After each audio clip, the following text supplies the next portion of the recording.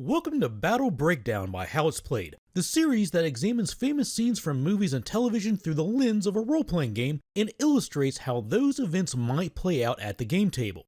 In this edition, we'll be looking at an encounter from 1973's Godzilla vs. Megalon as if it was an encounter in Pathfinder 2nd Edition. The participants in this encounter include Godzilla, who obviously needs no introduction, Jaguar, a giant robot with a nightmare-inducing Jack Nicholson smile, and they'll be battling a giant chicken with blade arms named Gigan and a giant cockroach with drill arms named Megalon. We'll begin this breakdown during the film's climactic battle. Godzilla's robotic ally Jaguar has been attacked by the evil duo of Megalon and Gigan, and Godzilla now arrives on the scene. The fight begins with Megalon striding adjacent to Godzilla and missing with an unarmed strike, which allows Godzilla to perform his kaiju jujitsu countershove. This costs him one reaction to shove an opponent who misses a melee attack, and note that Godzilla's King of Monsters ability allows him to apply improved knockdown with any successful melee attack or athletic skill check that is opposed by a Fortitude DC. As you'll see in this video, everyone Godzilla touches falls to the ground, so either Godzilla is really good at knocking monsters down, or it's really hard to walk in a giant rubber suit. In the next round, Megalon stands from prone and then moves into a flanking position with Gigan. Flanking imposes the flat-footed condition on Godzilla, which lowers his armor class by 2. But before Gigan can take advantage of this, Godzilla has his turn and executes a quick reversal. This ability allows Godzilla to spend a reaction to attack 2 targets that are flanking him. Unlike the player feat version of this ability, Godzilla's version does not have the press or flourish traits because he's Godzilla. When we resume the fight, Godzilla opts for a new strategy, rips a tree from the ground and uses it to bludgeon Megalon.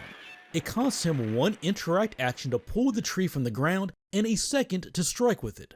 This tree counts as an improvised weapon, which imposes a -2 penalty to his attack roll. He hits, dealing minimal damage, but still knocking Megalon prone, and then tosses the tree away because improvised weapons are garbage. Godzilla then checks on his enemy's conditions to ensure they're unconscious. He gives Megalon a gentle nudge with his foot. This is likely a sense motive check using perception that the GM rolls in secret.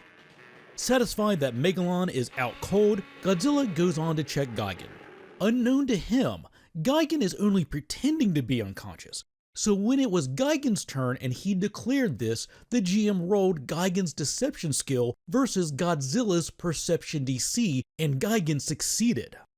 And now on Godzilla's turn, since he is actively using sense motive, the GM rolls his perception versus Gigan's deception DC in secret. Godzilla fails the check and believes his enemy is truly helpless. Now on Gigan's turn, he declares a Haikiba action, springs his trap, and attacks Godzilla. Since Godzilla has been fooled by Gigan's deception, the GM decides it's appropriate to apply the flat-footed condition on Godzilla for this attack, which lowers his AC by 2, and Gigan's attack hits. In the next round, after Godzilla recovers, he moves to grapple Gigan. He spends 1 action on grapple and rolls his athletic skill versus Gigan's Fortitude DC. He succeeds, which applies the grabbed condition to Gigan. And then, with his next 2 actions, he executes his kaiju jujitsu hip toss ability. This requires 2 actions, can only be used on targets that are grabbed by Godzilla, and allows him to move the target into another adjacent space and impose the prone condition. Essentially, it's a combination of trip and shove, except he can move the target to any adjacent space instead of only away from him. And this kaiju jujitsu ability ends with Godzilla mounting his victim and pinning him to the ground.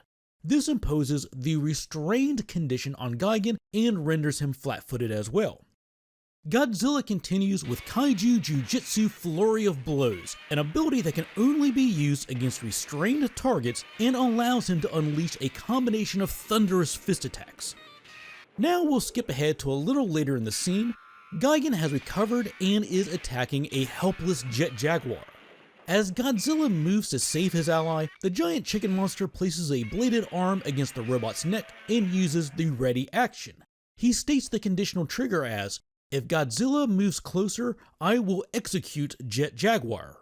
Since Jaguar is unconscious, this attack would apply to his dying condition and likely kill him. Also, the GM may allow Gigan to spend another action as an intimidation check against Godzilla's will DC to demoralize him. However, Godzilla does not fall for this ruse and instead unleashes his atomic breath on Gigan. This is a ranged attack, and Gigan would normally receive lesser cover for having a creature in the path of the attack, but the GM bumps this up to standard cover given the circumstances. The attack hits, deals its damage, and as usual applies the knockdown effect from Godzilla's King of Monsters special ability. When we return to the battle, Gigan has been defeated, and now Jaguar and Godzilla are pondering what to do with Megalon. Megalon is unconscious, but Godzilla's a bit of a bloodthirsty dick and decides to further humiliate his fallen foe.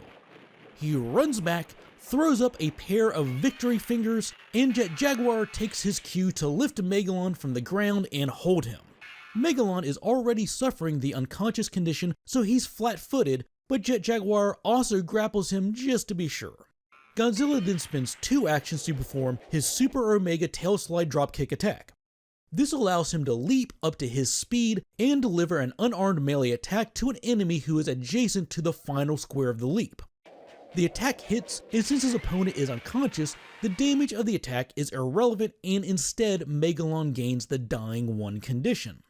Godzilla then spends an action to backpedal and deliver a second Super Omega Tail Slide Dropkick to Megalon.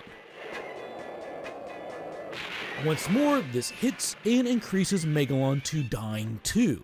Not yet satisfied with his cold-blooded lust for violence, Godzilla grapples Megalon and uses his Kaiju Jujutsu Slam ability. This allows him to add an extra die of damage to grabbed enemies, which is completely irrelevant since his target is already unconscious. After the first slam, Megalon is Dying 3, then Dying 4,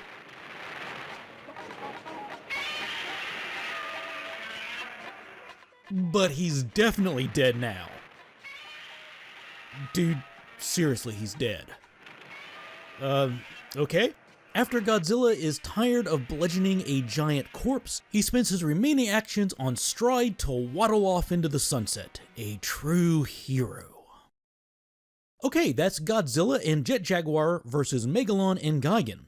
As a follow-up to this video, I will leave links to my full rule explanation videos about the grab action, damage, and other relevant topics in the description, and please leave your suggestions for future battle breakdowns in the comments. And as always, I want to thank all of my patrons and everyone else who supports me by subscribing, commenting, and liking these videos. Until next time, take care and happy April 1st.